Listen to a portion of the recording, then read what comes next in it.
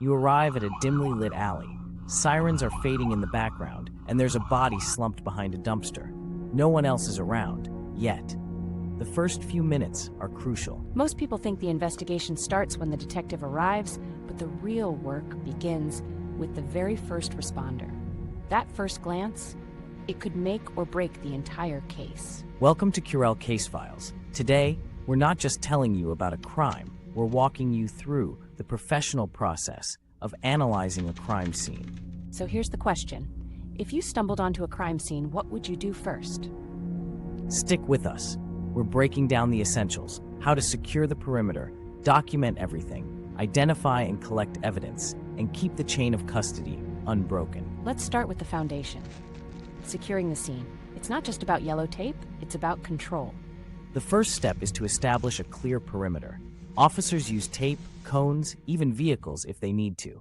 Why? Because every inch outside that line could be crawling with clues. And the moment anyone unauthorized crosses into that zone, friend, neighbor, even another cop, you risk contaminating the evidence. One footprint, one moved object can change everything. Scene security is about preservation, not paranoia. It ensures that when the forensic team arrives, the scene is untouched and ready to tell its story.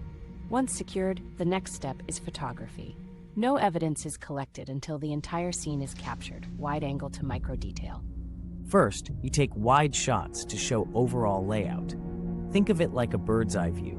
You want to know the scene's story from above. Then come mid-range photos to place key items in context. Where is that knife in relation to the door? How close is the blood to the broken vase? Finally, close-ups. Every fiber, every print, every smudge gets its close-up. Ruler and frame, proper lighting, no filters. These photos can make or break a trial. Not all crime scenes are created equal. Sometimes, the main crime didn't happen where the body's found. That's where scene classification comes in. The primary scene is where the crime actually occurred. The secondary scene is any place where evidence of that crime shows up. Let's say a victim's body is found in a river, but blood's discovered in a nearby cabin. That cabin, primary scene. The river, secondary. A skilled analyst knows how to read both. You follow the trail, location, timeline, and movement, like assembling a puzzle in reverse. Prioritizing which scene to analyze first can lead to better preservation of perishable evidence. It's all about strategy. Now the meat of the job, collecting evidence. And no, it's not as simple as grabbing everything in a plastic bag. Let's talk fingerprints. Whether latent or visible, they need to be carefully dusted, lifted, and labeled. One smudge, and you're done. Fibers can be microscopic. Investigators use tape lifts or tweezers, and every sample is placed in individual containers to avoid cross-contamination. And then there's blood. Blood tells stories. Velocity, direction, weapon type. Swabs, photographs, and luminol testing can reveal hidden truths. Each item is tagged, sealed, logged. The tools range from UV light to gel lifters to trace vacuums.